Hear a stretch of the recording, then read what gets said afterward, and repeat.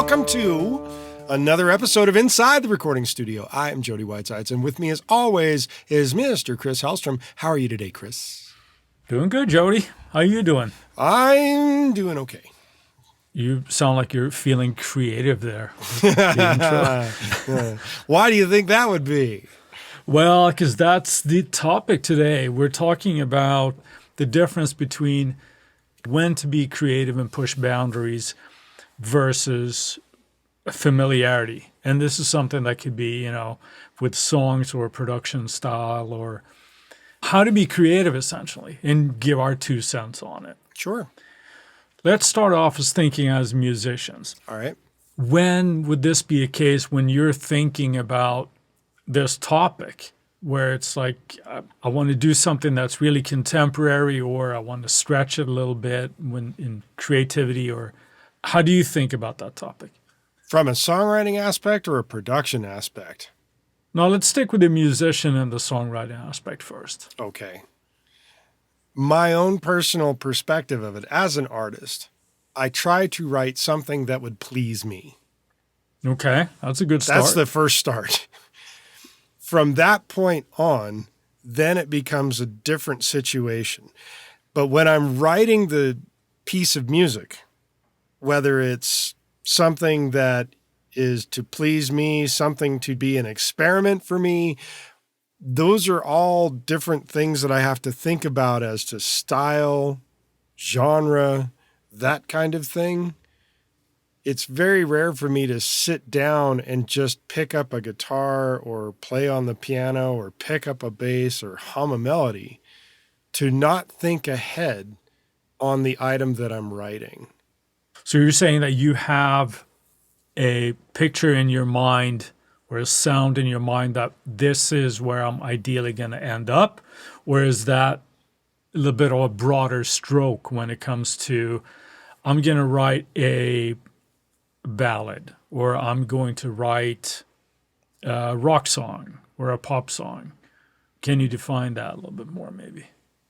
It's a goal in mind based on whatever it is I'm hearing in my head first. Okay. That's as easy as I can make it as a musician from that point. If I sit down and I've got an electric guitar in my hand and I'm futzing around with high gain amps, chances are I'm writing something that's hard rock or metal. If I'm sitting down to a piano, I might write something that might be a little bit more ballad oriented. Who knows? I don't play piano in the idea of rock and roll or anything unless I've already got a rock song going. I don't start piano that way. It depends on the instrument that I pick up first. As a multi-instrumentalist, each instrument that I pick up already to me has a certain vibe to it. Yeah. No, I wholeheartedly agree with that, because if I sit down and I start writing not on guitar, let's say that it's keyboards, piano-based, whatever, my piano chops are not even close to what my guitar chops are. Exactly. And that's not to boost my guitar chops. That's to lower my keyboard playing ability. Yeah. So that will in itself lend itself to a different mindset and what I'm going to do with it. Right. But I'm also curious too, because both you and I have been doing this for too long, non-insubstantial amount of time. Mm-hmm. I wonder when it sort of clicked for you, and I'm sort of skirting on the thing of being unique here, but kind of finding your own voice. Mm-hmm. How long had you been playing and stuff before you started realizing that you can't be everything all the time, and sort of like promoting your own voice? I haven't learned that yet. No, I'm just kidding. That's a good question. I have always approached trying to have my own voice, whether I attempt to bring someone else's into the vision when I'm asked to do something very specific or not is a different question, I guess. I never tried. You never did? Because no, I wouldn't say that I did. And I turned down a lot of good paying gigs to be in the position to promoting my vision for me, if that makes sense.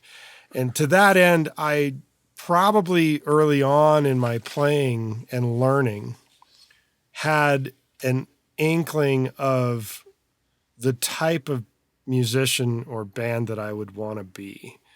And while I wasn't thinking in terms of Queen, it was along those lines.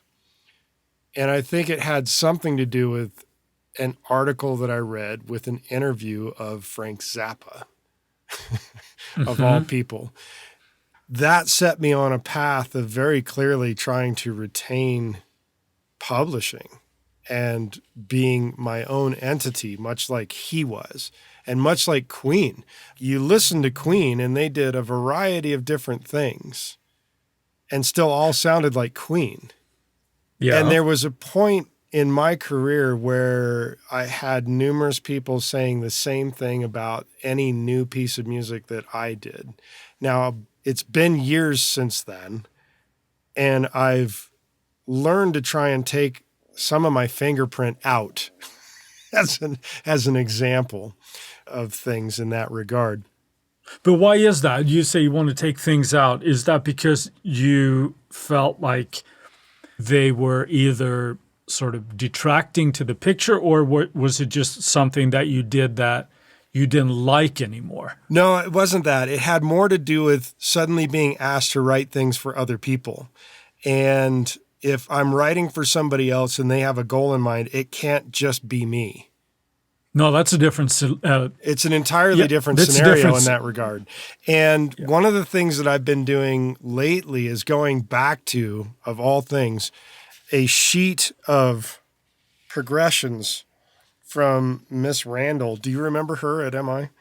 Yes. That was about intro to melodic writing. And you can see I have this. It's sitting on the wall. And it's a plethora of chord progressions that I have long since ignored for a while, and I've come back to them. And I've also been listening to things that I used to do and listening to actually an album that I just told you should listen to by Big Wreck.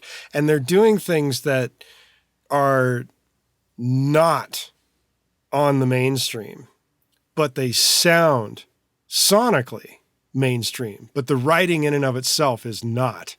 And that is exciting to me. And that's where I'm starting to rediscover a love of the music again. Because I got to a point where I was trying to dumb down my writing in a sense and being boring. I think that's something that might be cyclical, but that's good to hear. It's very cyclical. Right, yeah. But one thing that I wanted to touch on here, because, both you and I started on guitar. And I think it is very, very common, especially for guitar players, but I would argue just about any instrument, that when we start and we're learning, it's very difficult to be unique in the sense because we're always learning stuff from artists that we admire. Sure. So I think where guitar players especially end up painting themselves in the corner is that you try so hard to sound like your favorite artist. Now, it doesn't matter what that one is. Let's say that it's Eddie Van Halen, or it was Yngwie Malmsteen, or Jimi Hendrix, or any one of these players that sort of changed guitar playing. When you're younger, it can be one of those things where it's like, oh, did you listen to so-and-so? He can play just like Eddie Van Halen. Yep. And as you mature a little bit, at least for me, my mindset changed from being, oh, that's really impressive, to, well, why would I want to listen to that guy then? I'll just listen to Eddie. Right. It's like you don't have anything new to say. So I think the technique has to, whatever instrument that you're on, has to be able to allow you to be creative and say what it is that you want. So it doesn't mean that you need to have this massive technical ability on your instrument or be an Olympian athlete on your chosen instrument, but you need to be competent enough where you can say what it is that you want to say. And I don't think until we reach that point, it's hard to be really unique and have a different voice. I agree with that statement. Well, good. All right.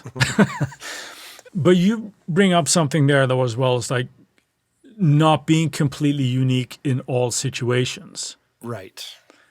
You said when you're writing for a different artist, it can either be that they're asking you to contribute whatever it is that you're doing, or it might be just to have a delicate enough input to kind of nudge them to wherever they need to go. Thoughts on that? Yes, and I have a very different viewpoint on that now. As a songwriter, my songwriting chops are good enough such that for most other people that I deal with now, I find out what it is they're really good at and then work on filling in the gaps. That sounds good. Yeah. That's the best way I can say it. When I'm working with somebody else or for somebody else, I work to find out where their weaknesses are and be the strength in those positions. Got it. Yeah. I know a lot of people would sort of force their hand, or for want of a better phrase, be sort of like a one-trick pony, right? Where they And there's a lot of them out there. And there's a lot of people that don't realize that they have a weakness. Yeah. Until they're working with somebody else. Yes. But the other angle I'm thinking there as well is like when you're writing, let's say that you have a very unique sound and people can just sort of like instantly identify that. Now, to me, that can work both for you and against That's a total you. catch-22. It is. But I'm thinking here when you're doing stuff that is not necessarily there to promote you as an artist, where you're doing like, let's say, library stuff, where we have to be unique and cool enough to where it's interesting, but it's also not like, oh, you're sounding exactly like this certain artist. Right. I think it's good to be able to dial that back as well. How would you say that you go about as an artist to find your own voice? What are some ideas that you would have there? I've never studied that. I can't really comment in a way other than the way I ended up doing it. When I first started learning to play, it wasn't by learning other people's songs. I did not start out that way. I started out learning chords and scales and arpeggios and all of the musical elements that you use to create songs. I didn't really start learning songs until much later. Okay. And how did that affect your songwriting though? Well, I spent a lot of time messing around with chord progressions. Okay. And then finding out, this works, this is cool. That kind of thing. The odd thing about it is, though, it left me alienated in a sense from other musicians, because here's a guy that came along who had a lot of technical prowess and understood the theory of everything behind it, but couldn't sit and necessarily jam on a song unless I was told the progression that they were doing. I mean, I had the ear to do it, but at the same time, if you're getting around and you're fumbling and everybody's just like, let's jam on this tune. Well, what's the chord progression? Or at least play it for me so I can hear it before we play. And that's not the ideal way that most people want to jam. Yeah, that's pretty much the opposite of jamming. I know. Yeah. And it didn't work very well for me for a long time until I started at least understanding how people were putting songs together. Right. That's another form of study, though, and I think that goes hand in hand when you start wanting to write stuff. I think just as we might emulate chops on an instrument, we start by emulating song structure, or it could be riffs, tonality changes, whatever happens to be, right? I think those are really good exercises. I had a friend or somebody I befriended at MI, and he was teaching this class on the music business, but also writing and all these things. And he said something that, when you're learning, if you want to learn how to write a hit song, at first you got to really dissect what a hit song is. Yep. So it's like, how's the chord structure? What's happening down to production techniques and things. And he said, it's not like you're ripping off a song. You're just learning how a hit song is made. Yep. And I agree with that statement. And to answer your question, the early stuff that I wrote, I ignored all that. Despite the fact that I was learning it at school, I ignored it, much to my chagrin or detriment. Yeah. And then I'd spent time learning it and doing it and got to a point where it became literally the catch-22 that I mentioned, where you're saying if you know how to do all this stuff, but you don't have the household name on it, it's a frustrating position to be in. Yeah. Ultimately, though, we have to kind of look at the first thing you said as we started recording here today is trying to please yourself. Mm-hmm. If you don't do that, you're failing on the ground floor. Yeah, I think so too. Or at least you're just not going to be happy doing what you do. Mm-hmm. Because if you're writing songs that you don't really care about, then I would suggest that there are probably better ways to spend your life. Right? Go watch television. Well, because you want to be happy, right? Yeah, yeah. We've all been in situations where we're bands or songwriting colleagues or whatever, where that might not trigger all the time. So it's like that's how bands fall apart. It's like, no, I'm not into that or whatever. Let's translate that into how it works with being a producer or engineer. What would be your thoughts on this? My thought would be that it's very, very similar, at least from a mindset perspective. We all like to think as artists or engineers, producers, that we're really, really unique. Chances are that we're probably not as unique as we would all like to think that we are. Sure. The mindset is the same. I think we have to be, first off, just as a musician, we have to be really competent with our tools, where it is that we're using. To me, that's your usual suspects. Right? That's knowing how an EQ works or how a compressor works, and when too much reverb is too much, or whatever happens to be. But again, have a competency enough with the tools that we can get the job done. I would posit it like this. Have the competency on your tools or your musicianship to be able to have the freedom to act on instinct. Yes, that was poetic. I think that's absolutely right, because as we're learning and we're doing making all these decisions very consciously, they're not by instinct yet. We still have to think about them. And 10,000 hours, right? And you just reach for stuff. Sure. And you just know how to get something across. When it comes to having sort of a style or a sound as an engineer or a producer is just as helpful as for a musician. Sure. Right? You have an identifiable sound.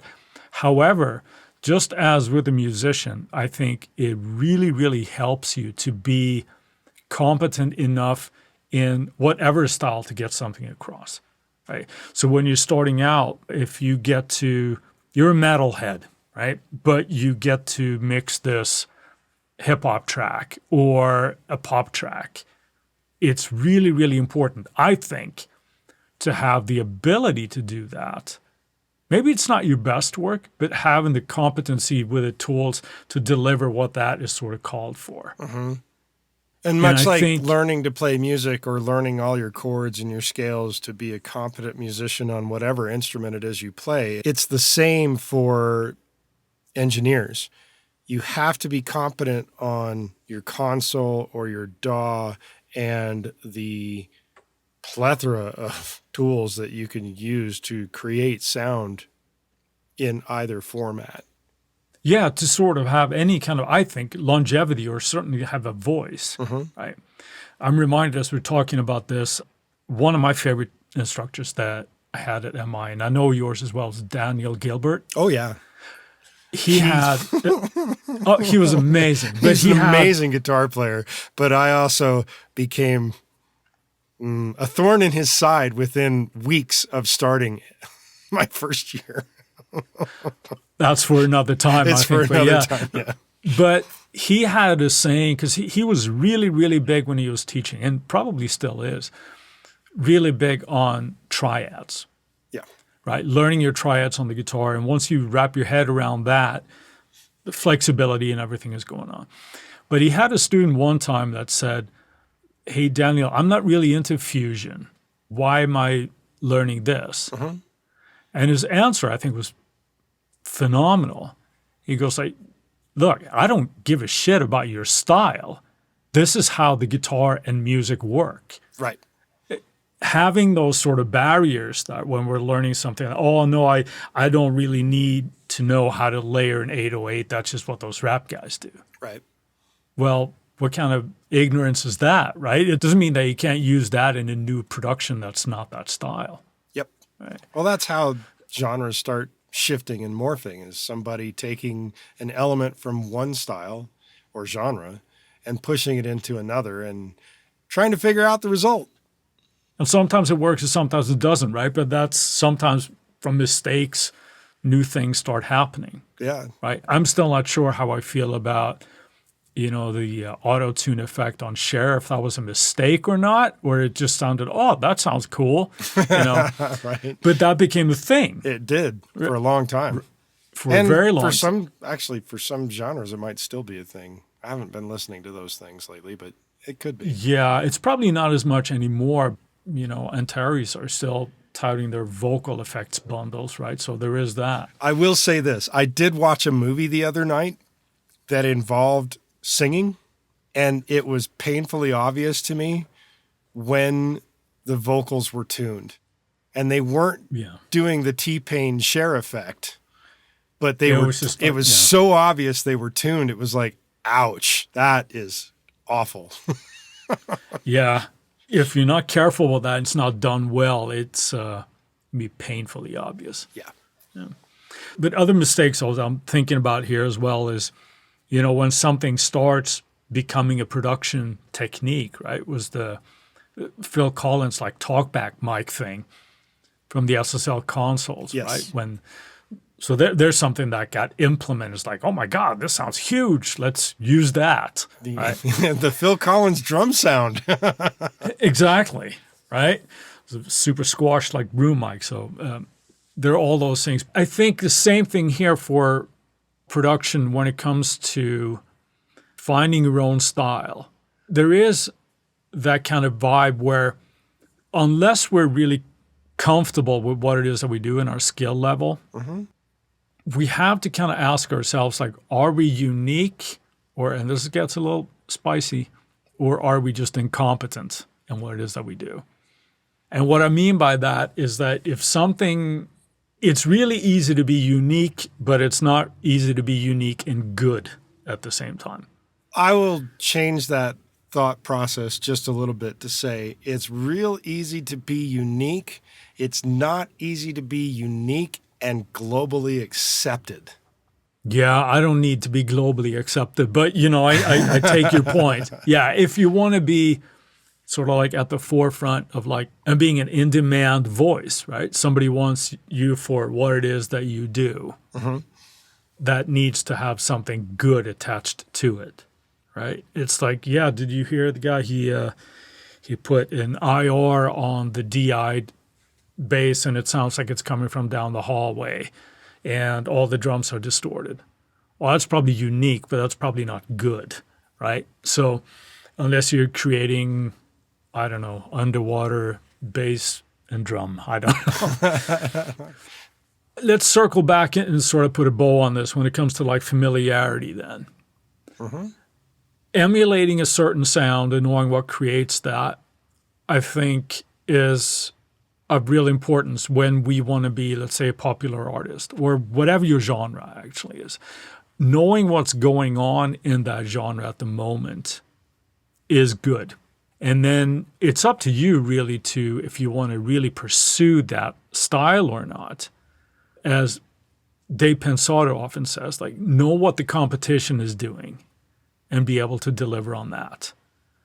So let's say if there's a new production technique that starts creeping up, a certain snare sound or whatever it happens to be, it's probably a good idea to be able to achieve that and know how that's done, but it doesn't mean that it has to be a part of your workflow all the time.